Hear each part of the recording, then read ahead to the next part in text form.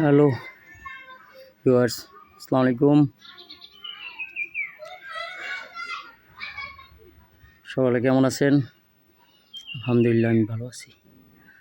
আজকের একটা নতুন ভিডিও হলো বাসার পাশের পরিত্যক্ত জায়গায় পরিত্যক্ত একটা আমের চারা পরিষ্কার সাজিয়ে গুছিয়ে পরিষ্কার পরিচ্ছন্ন করিয়া একটা কলম দেবো ইনশাল্লাহ। ভালো একটা বীজ দেবো একদিনের ভিতরেই। বিষয়টা হয়েছে বাস্তব পরিকল্পনা এবং সেইভাবে বাস্তবসম্মতভাবে চিন্তা করে তার ভালো ফল,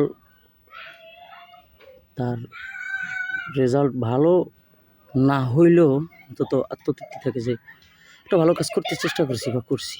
এই তো বিষয়টা হচ্ছে, উদ্দেশ্য ভালো থাকলে একটা পরিত্যক্ত অবহেলিত একটা সামান্য একটা গাছের চারা থেকেও অনেক ভালো একটা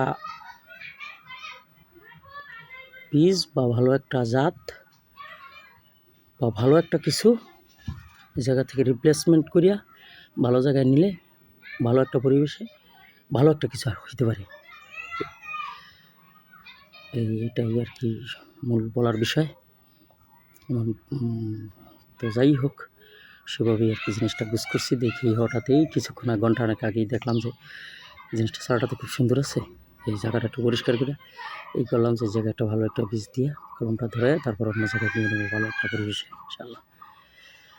তো পরিকল্পনা চিন্তা সবসময় বাস্তবমুখী করতে হবে। আমার বিষয়ের পজিটিভলি দেখতে হবে, বাস্তবমুখী চিন্তা করতে হবে এবং ভালো চিন্তা করতে হবে। করলে একটা খারাপ জিনিস থেকেও একটা ভালো কিছুর তৈরি হয়তো বা হয়ে যেতে পারে আল্লাহ দিলে। সকলে দোয়া করবেন। আল্লাহ হাফেজ। আসসালামু আলাইকুম রহমতুল্লাহ।